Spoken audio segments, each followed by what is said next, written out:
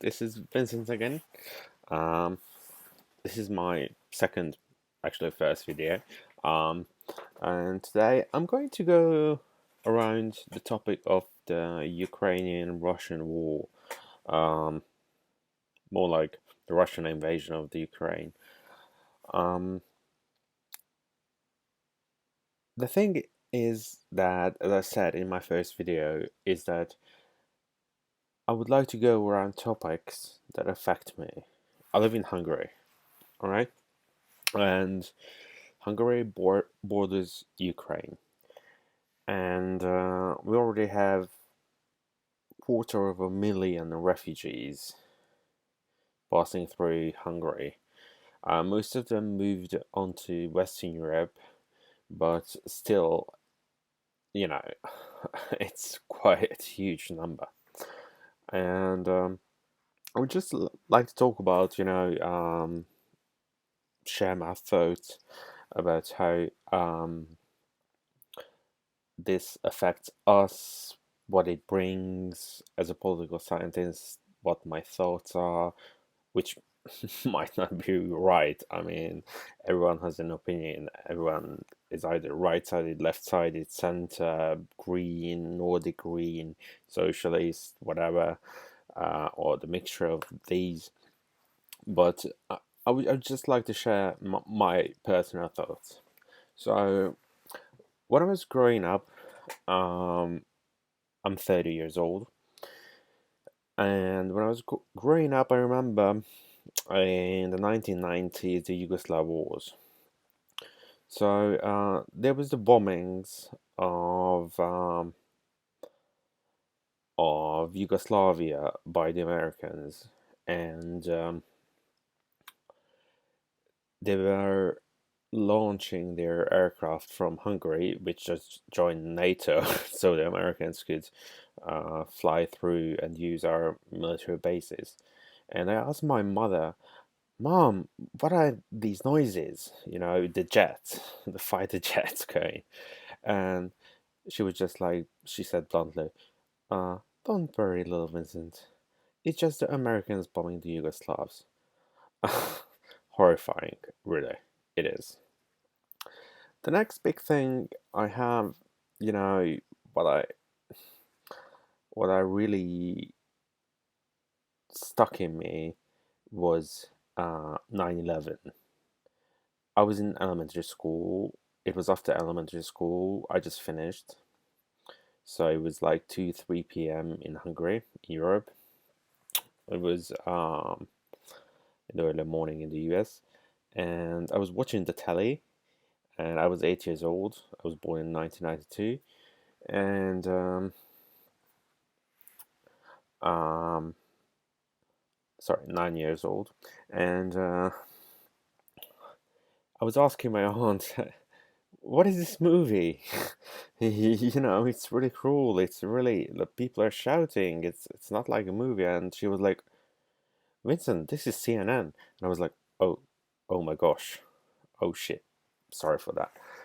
But and then the Afghan war, the Iraqi war, and obviously I've learned loads and loads about communism and Nazism during the Second World War, and so I know about European wars, and since the Yugoslav wars, we're just used to being peaceful, um, getting around with each other, joining the European Union, loads of countries, the NATO, being friends, and somehow I feel that during the 1990s, Russia's GDP was down to that of the Netherlands.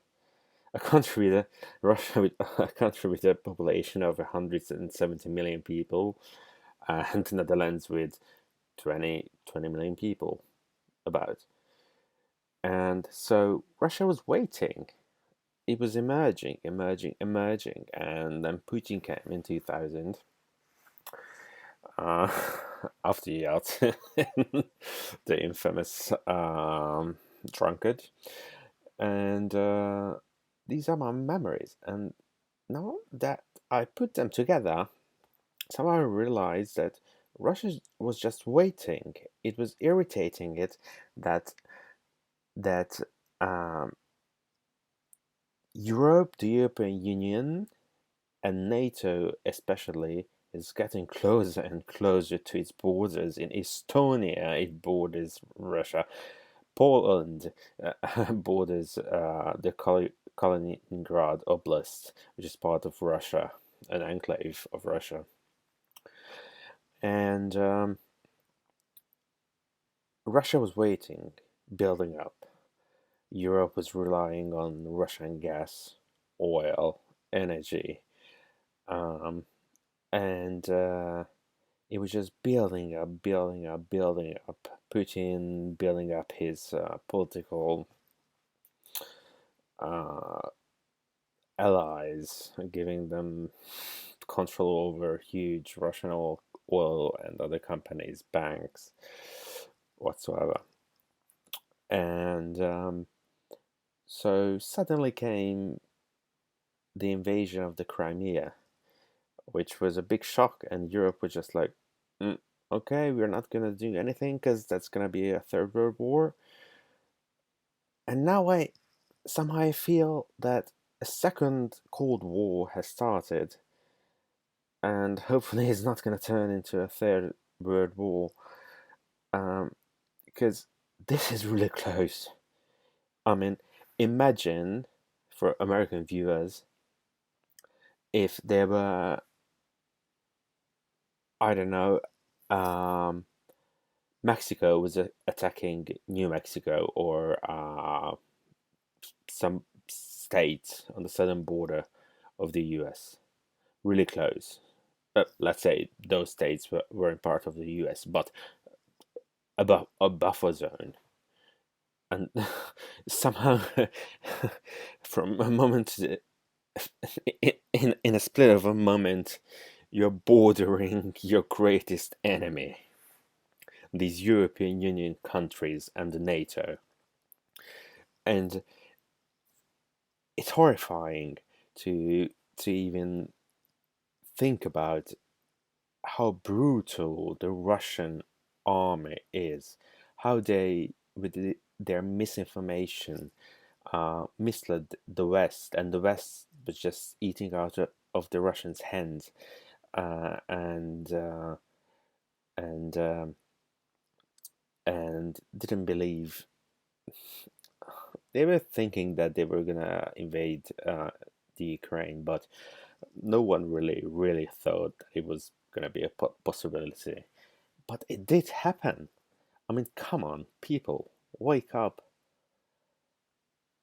The old, not Soviet today, but the old Russian, we could call Russia the successor of the Soviet Union. It's not true because there were many republics in the Soviet Union, but um,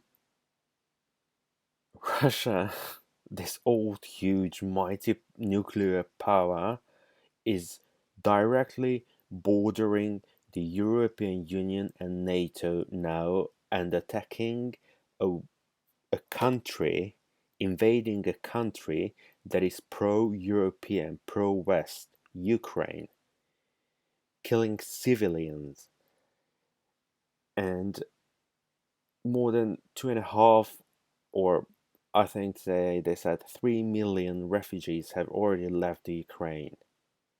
That's a huge number. Imagine in Europe, the population, the European Union of 400 something million people. That's a huge number. That's like note 7% of the whole EU population, the refugees that enter the European Union or the UK, which is not in the EU. So, food for thought. Just imagine a little spark, and it's called. It could go sideways in a minute. A gunfire, a gunshot, uh, an airplane that breaches Russian or Russian controlled Ukrainian airspace. Because you can see on flight radar that there are American bombers circling around the Black Sea. Uh, so these are my thoughts, but as a European, Central Eastern European in Hungary, we feel that it is a real threat. And most of the European Union countries and other countries as well, most European countries, all European countries, send humanitarian aid, medicine, uh, drugs, food, uh, and most of the countries send weapons as well. The only one of the exceptions, maybe the only, is Hungary, because we really don't want to give weapons to to Ukraine, because our really right wing government is having a great relationship with Russia on one hand, and on the other hand, we don't want to be the ones who supply Ukraine with arms. I would personally help them. I wouldn't send soldiers. That's a no-no. That would be a third world war instantly. But so we are not sending any arms. And another thing is that imagine the consequences of this huge, I don't know what I would call it, huge drift between east and west in Europe. There are no flights between Russia, Belarus in the east and the west.